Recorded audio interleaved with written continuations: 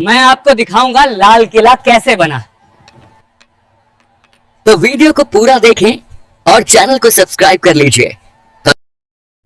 वक्त इस दुनिया का सबसे बड़ा और सबसे क्रूर किस्सा गो है। यह अपनी आंखों से साम्राज्यों को बनते, संवरते और फिर खाक में मिलते हुए देखता है। अगर दिल्ली की जमीन पर खड़े होकर वक्त से पूछा जाए कि उसने इस शहर का सबसे सुनहरा और सबसे खौफनाक दौर कहाँ देखा है, तो उसकी उंगली लाल बलुआ पत्थर से बनी एक विशाल और भव्य इमारत की तरफ उठेगी, जिसे आज की दुनिया लाल किला के नाम से जानती है। लेकिन क्या आप जानते हैं कि जिस इमारत को हम लाल किला कहते हैं, उसका यह नाम कभी था ही नहीं। यह नाम तो बहुत बाद में अंग्रेजों की देन है, जिन्होंने इसकी लाल दीवारों को देखकर इसे यह नाम कहना शुरू कर दिया। इसका असली नाम तो किला ए मुबारक था, जिसका मतलब होता है एक भाग्यशाली या पवित्र किला। और इसकी कहानी शुरू होती है एक ऐसे बादशाह के ख्वाब से जिसे पत्थरों में जान फूंकने का शौक था। मुगल बादशाह शाहजहां। बात 1630 के दशक की है। मुगल साम्राज्य की राजधानी उस वक्त आगरा हुआ करती थी। आगरा शहर अपनी तंग गलियों, बढ़ती आबादी और गर्मियों में झुलसा देने वाली गर्मी से परेशान था। शाहजहां, जो अपनी कला और वास्तुकला के प्रेम के लिए जाने जाते थे, उनका मन आगरा से भर चुका था। उन्हें एक ऐसे शहर की तलाश थी जहां वो अपने सपनों की दुनिया बसा सकें। और फिर उनकी नजर गई यमुना के किनारे बसी एक पुरानी जमीन पर, दिल्ली। शाहजहां ने तय किया कि मुगलों का तख्त अब आगरा से दिल्ली जाएगा। 1638 में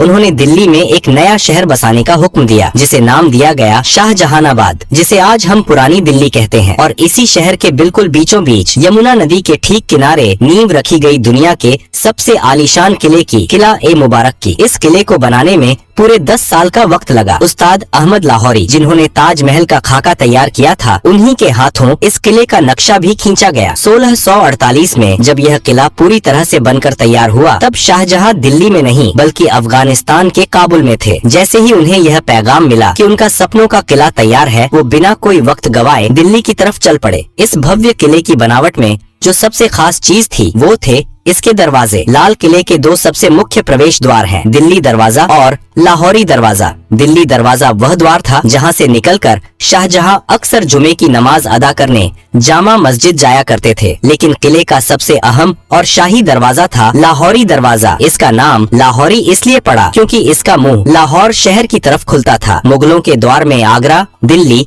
और लाहौर, ये तीनों शहर सत्ता के सबसे बड़े केंद्र थे। लेकिन आज जब आप लाहौरी दरवाजे को चांदनी चौक की तरफ से देखते हैं, तो आपको दरवाजा सीधा नजर नहीं आता, बल्कि उसके आगे एक बड़ी सी दीवार नजर आती है। यह दीवार शाहजहां ने नहीं बनवाई थी, इसे बनवाया था उनके बेटे और मुगल बादशाह औरंगजेब ने। औरंगजेब को लगता था कि लाहौरी दरवाजे से बाहर खड़े होकर कोई भी आसानी से किले के अंदर की हलचल, यहाँ तक कि दीवान ए आम को देख सकता है। किले की सुरक्षा को बढ़ाने के लिए उसने दरवाजे के ठीक आगे एक घुमावदार दीवार खड़ी कर दी। उस वक्त शाहजहां अपने ही बेटे औरंगजेब द्वारा आगरा के किले में कैद थे। जब उन्हें पता चला कि औरंगजेब ने लाहौरी दरवाजे के आगे दीवार खड़ी कर दी है, तो उन्होंने भारी मन से औरंगजेब को एक खत लिखा था। उस खत में शाहजहां के अल्फाज कुछ यूँ थे: बेटे, तुमने यह दीवार खड़ी करके किले को सुरक्षित नहीं किया है, बल्कि तुमने किले रूपी दुल्हन के चेहरे पर घूंघट डाल दिया है। इसी वजह से इतिहास में इस दीवार को घूंघट वाली दीवार भी कहा जाता है। विडम्बना देखिए, जिस दीवार को एक मुगल बादशाह ने सुरक्षा के लिए बनवाया था, उसी दीवार की प्राचीर से आजादी के बाद 15 अगस्त 1947 को आजाद भारत के पहले प्रधानमंत्री पंडित जवाहरलाल नेहरू ने पहली बार तिरंगा फहराया था। जैसे ही आप लाहौरी दरवाजे से किले के अंदर कदम रखते हैं, आपके सामने मुगलों का एक अलग ही संसार खुल जाता है। अंदर जाते ही जो सबसे पहली जगह आती है, वह है छत्ता बाजार, जिसे मीना बाजार भी कहा जाता है। शाहजहां ने यह बाजार खास तौर पर अपनी बेगमों और शाही परिवार की औरतों के लिए बनवाया था। अरब, फारस और तुर्की से बड़े बड़े व्यापारी यहाँ रेशम, कीमती पत्थर, इत्र और जेवरात लेकर आते थे।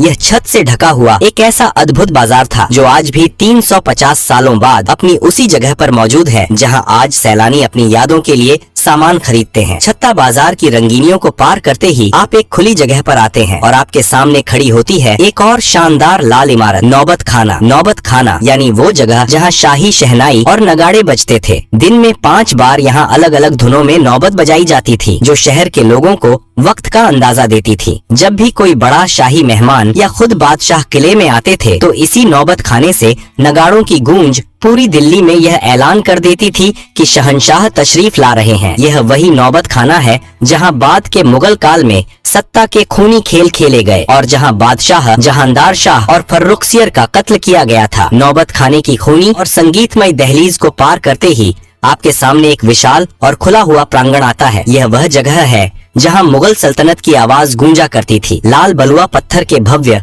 और नक्काशीदार खंभों पर टिका यह मंडप दीवान ए आम कहलाता है। नाम से ही स्पष्ट है कि यह वह दरबार था जहां एक आम इंसान, एक फकीर या एक किसान भी अपने बादशाह के सामने अपनी फरियाद लेकर आ सकता था। दीवान ए आम के बिल्कुल बीचों बीच दीवार के साथ सटा हुआ संगमरमर से बना एक बेहद खूबसूरत और ऊंचा झरोखा सिंहासन है। जब शाहजहां या मुगले आजम यहाँ बैठते थे तो उन्हें पूरे दरबार का साफ नजारा दिखता था। इस भव्य सिंहासन को नशेमन ए जिल्ल ए इलाही कहा जाता था, जिसका शाब्दिक अर्थ है धरती पर ईश्वर की परछाई का निवास। मुगल बादशाह खुद को खुदा का नुमाइंदा मानते थे और यह सिंहासन उसी रुतबे का प्रतीक था। इस ऊंचे सिंहासन के ठीक नीचे संगमरमर का एक शानदार चबूतरा रखा हुआ है। यह वह जगह थी जहां वजीर ए आजम प्रधानमंत्री खड़े होकर अवाम की अर्जियां जोर जोर से पढ़ते थे और बादशाह सलामत ऊपर बैठकर अपना फैसला सुनाते थे। लेकिन दीवान ए आम के इस सिंहासन की सबसे अद्भुत चीज है इसके पीछे की दीवार। अगर आप कभी करीब से गौर करें तो इस काले संगमरमर की दीवार पर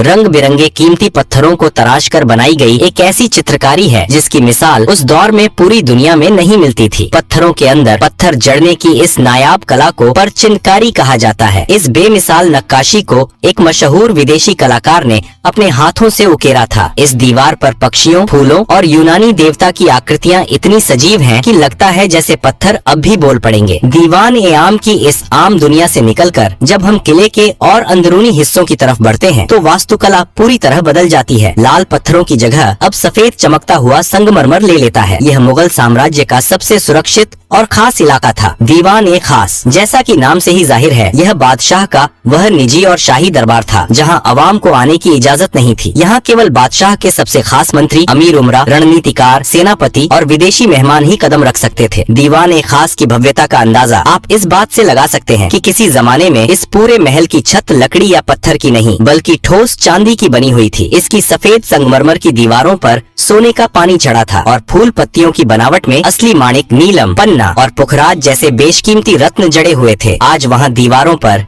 केवल वो खाली निशान और गड्ढे बचे हैं जिन्हें बाद में लुटेरों ने खुरच कर निकाल लिया था। इसी दीवान ए खास के बिल्कुल बीचों बीच रखा जाता था दुनिया का सबसे महंगा, सबसे आलीशान और सबसे चर्चित सिंहासन, तख्त ए ताउस, जिसे दुनिया मयूर सिंहासन के नाम से जानती है। यह सिर्फ बैठने की जगह नहीं थी, यह मुगलों की अकूत दौलत का सबसे बड़ा सबूत था। शुद्ध सोने, चांदी और अनगिनत हीरे जवाहरात से बनी इस मसनद को बनाने में उस दौर में करोड़ों रुपए खर्च हुए थे। इस सिंहासन के ऊपरी हिस्से पर हीरे मोतियों से जड़े 2 मोर बने हुए थे और इसी तख्त ए ताउस के ठीक बीच में जड़ा था मुगल सल्तनत का सबसे बड़ा गुरूर और दुनिया का सबसे नायाब हीरा, कोहिनूर। जब बादशाह शाहजहां अपने शाही लिबास में इस तख्त पर बैठते थे तो उनके मुकुट और सिंहासन की चमक से पूरा दीवान ए खास रोशन हो उठता था। लेकिन वक्त की सुइयां हमेशा एक सी नहीं रहती। जिस महल ने दौलत और शानो शौकत का चरम देखा था उसने बर्बादी का वो खौफनाक मंजर भी देखा जिसकी कल्पना मुगलों ने ख्वाब में भी नहीं की थी। साल था 1739। ईरान का खूंखार बादशाह नादिर शाह मुगलों की कमजोरी और लाल किले की दौलत की महक सूंघता हुआ दिल्ली आ पहुंचा। उसने दिल्ली की सड़कों पर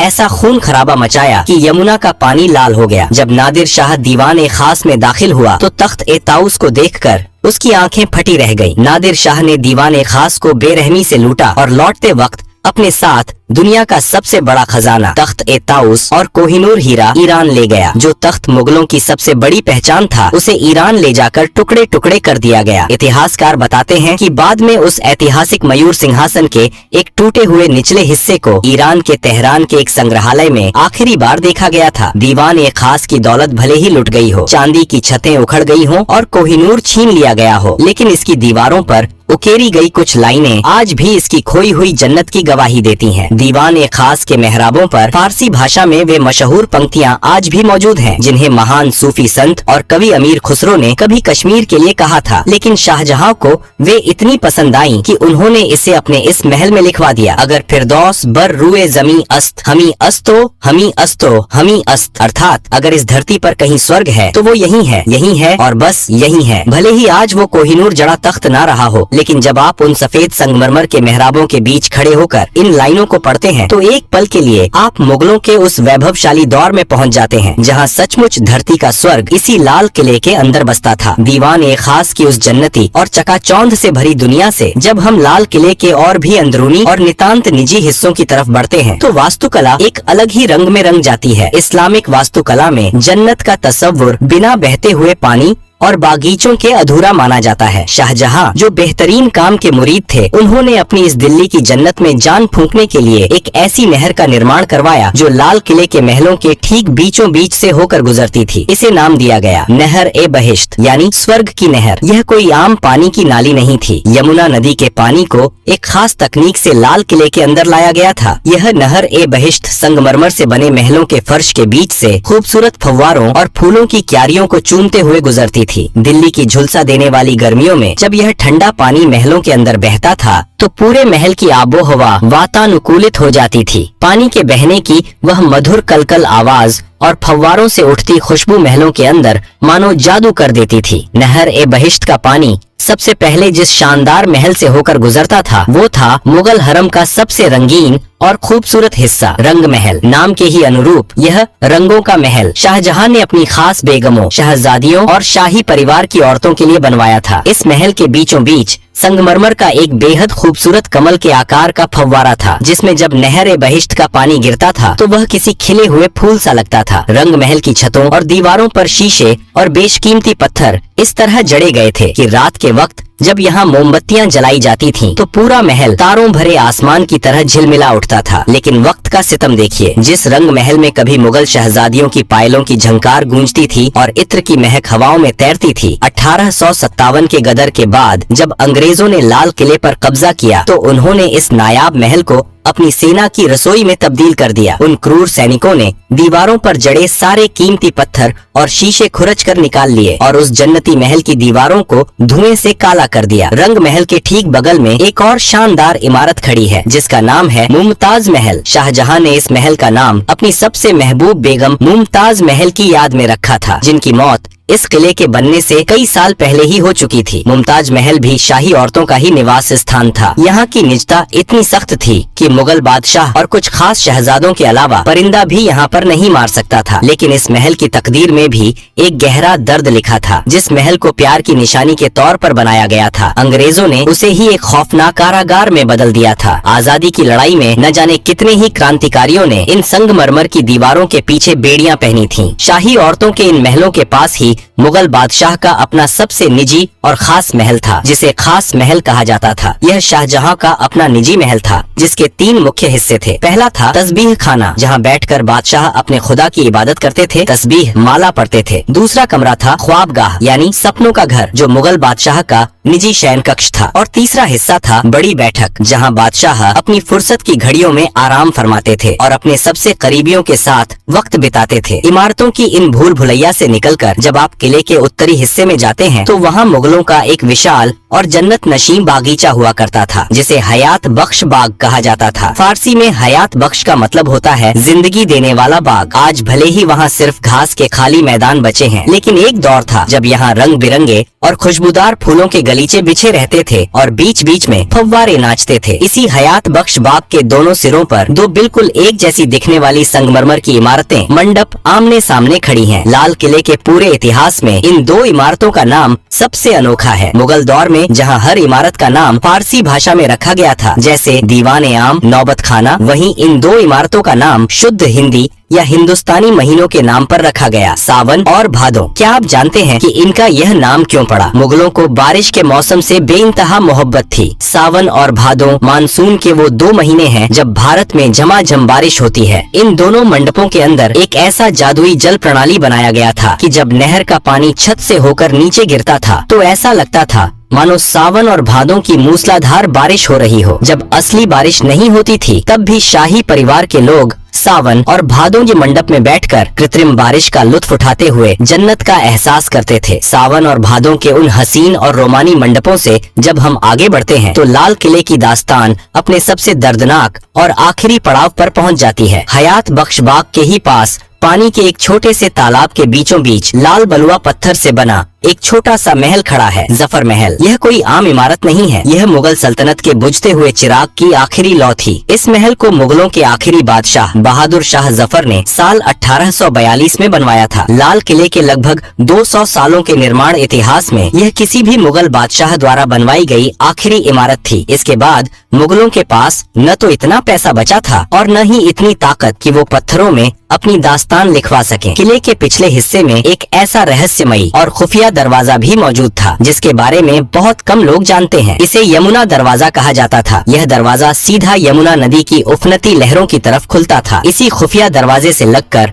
मुगल बादशाह की शाही और भव्य नाव खड़ी रहती थी। जब भी शहंशाह को दिल्ली की भीड़ भाड़ से दूर आगरा या लाहौर के सफर पर निकलना होता था तो वो हाथी घोड़ों की बजाय इसी दरवाजे से अपनी शाही नाव पर सवार होकर पानी के रास्ते निकल जाया करते थे। लाल किले की विशाल प्राचीर से सटा हुआ ही एक और बेहद प्राचीन और खुरदुरा किला मौजूद है जिसे सलीमगढ़ का किला कहा जाता है। यह किला लाल किले से भी पुराना है। इसे शेर शाह सूरी के बेटे सलीम शाह सूरी ने 1546 में बनवाया था। मुगलों ने यमुना नदी के ऊपर एक पुल बनवाकर अपने लाल किले को इस पुराने सलीमगढ़ के किले से जोड़ दिया था, लेकिन वक्त का पहिया हमेशा मुगलों के हक में नहीं घूमा। 1857 की आजादी की पहली महान बगावत ने लाल किले की तकदीर और तस्वीर दोनों को हमेशा के लिए बदल कर रख दिया। जब अंग्रेजों ने आखिरकार दिल्ली और इस किले पर कब्जा किया तो उन्होंने इसकी मुगल रूह को ही छलनी कर दिया। लाल किले के अंदर एक बेहद खूबसूरत और तिलिस्मी बाग हुआ करता था, मेहताब बाग, जिसका मतलब होता है चांदनी रात का बागीचा। अंग्रेजों ने अपनी नफरत में इस हसीन बागीचे को बेरहमी से उजाड़ दिया। फूलों और फव्वारों की जगह उन्होंने अपनी फौज के रहने के लिए भद्दी लाल ईंटों वाली नीरस इमारतें खड़ी कर दी। इन इमारतों को सैनिक कक्ष कहा जाता है। आज जब आप लाल किले में मुगल वास्तुकला की बारीक और रेशमी नक्काशी के ठीक सामने अंग्रेजों की बनाई इन चौकोर अंग्रेजी वास्तुकला की इमारतों को देखते हैं तो दोनों के बीच का अंतर चीख चीख कर मुगलों के पतन और अंग्रेजों के जुल्म की गवाही देता है। अंग्रेजों ने लाल किले के लगभग 80% शाही महलों और बागीचों को नष्ट कर दिया था, लेकिन लाल किले के इतिहास का सबसे स्याह और रुला देने वाला दिन वह था जब इसी किले के अंदर, जहां कभी मुगल बादशाहों का एक इशारा पूरी दुनिया का कानून हुआ करता था, वहीं भारत के आखिरी बादशाह बहादुर शाह जफर को एक मुजरिम की तरह खड़ा किया गया। अंग्रेजों ने उन पर 1857 की क्रांति का सरगना होने का मुकदमा चलाया। विडंबना देखिए, जिस दीवान ए खास में बैठकर उनके पुरखे शाहजहां और औरंगजेब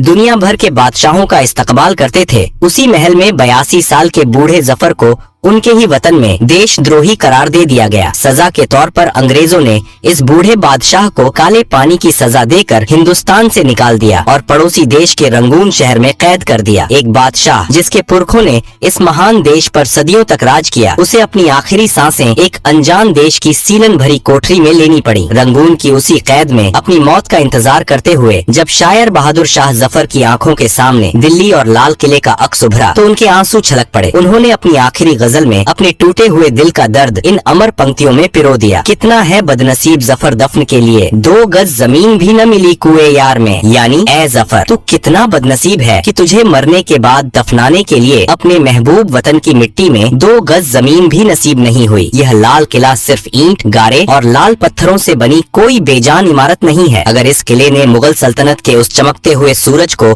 आसमान की बुलंदियों को छूते देखा है तो इसने उसी सूरज को अपनी ही आंखों के सामने बेबस होकर डूबते हुए भी देखा है। सत्ता के खूनी संघर्षों से लेकर नादिर शाह की लूट और आजादी की लड़ाई तक लाल किला न जाने कितने तूफानों का इकलौता और खामोश गवाह है। इसके इसी ऐतिहासिक और सांस्कृतिक महत्व को पूरी दुनिया के सामने झुककर सलाम करने के लिए साल 2007 में अंतर्राष्ट्रीय धरोहर संस्था ने इसे विश्व धरोहर स्थल घोषित कर दिया। आज जब हम 15 अगस्त को इस किले की प्राचीर पर आजाद भारत का तिरंगा शान से लहराते हुए देखते हैं तो उन लाल दीवारों में दफन इतिहास की अनगिनत कहानियां खामोशी से हमें देख रही होती हैं और मानो कह रही होती हैं, वक्त से बड़ा कोई शहंशाह नहीं होता।